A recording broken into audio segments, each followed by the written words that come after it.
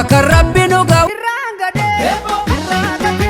Master Bilal jedhanii sanyii si dhuguugu. Biyyi Itoophiyaa keetiin dhaloon nu badhu qabdi gootota. Artistoota qabsoo Oromoo keessatti aarsaa guddaa kan falan keessaa Caalaa Bultumeen isa tokkodha. Egaan viidiyoo keenya har'aan sirboota Caalaa Bultumeen YouTube irratti maxxanse keessaa agartii baay'ee qaban duraa duubaan kan isin biraan geenyu ta'a. Namoonni chaanaalii keenyaaf haaraa taatan chaanaalii keenya subscribe gochuun akkasumas mallattoo bilbilaa sana tuquun hamma dhumaatti nu waliin turaan affeerraa keenya.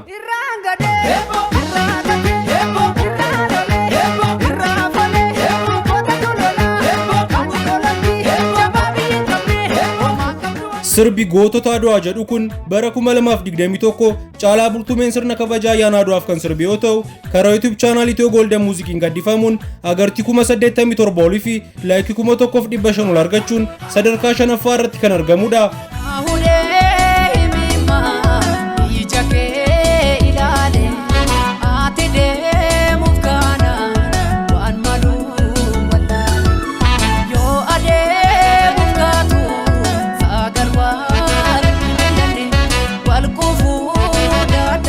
Sirbi jaalalaa imimmaan jedhu kun diraamaa Teworraasaa sababa rakkootiin biyya ormaatti deemuuf hoggaa jettu gaddeetti dhaga'ame kan ittiin ibsate of keessaa kan qabu yoo ta'u, akka lakkoobsa Awurooppaatti bara 2014 Caalaa Bultumeen uummata biraan ga'uun karoora Impsiriin gadhiifame agartii 387 olii fi laayikii 1,100 ol argachuun sadarkaa 4ffaa irratti kan argamudha.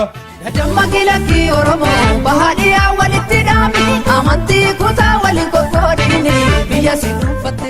Qeerroo fi qarree baay'ee kakaasee onnachiisuun qabsoo Oromoo irratti shoora guddaa kan taphate sirbi Maaster Pilaanii jedhu kun akka lakkoobsa Awurooppaatti bara 2015 karoora Impsiriin gadhiifamuun agartii 971 olii fi laayikii 8,800 ol qabaachuun sadarkaa 3ffaa irratti kan argamudha.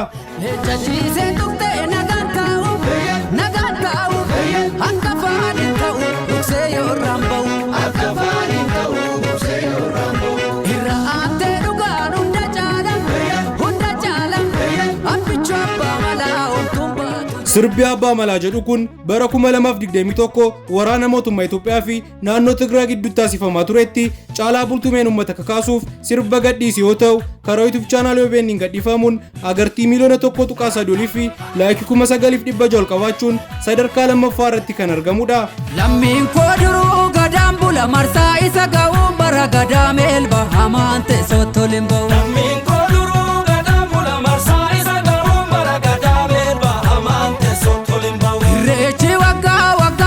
Kan rabbi nu ga'uun sadii geenye ora finfinneetti walga'u. Sirboota ayyaana irreechaa miidhagsan keessaa sirbi hoggaadhaan nu ga'e jedhu kun isa tokko yoo ta'u, bara 2019 Caalaa Bultumeen ayyaana irreechaaf sirbe karaa YouTube chaanaalii Golden Itoo Muuzikiin gadhiifamuun agartii miliyoona 5.8 olii fi laayikii 25,000 ol argachuun sadarkaa jalqabaa irratti kan argamudha.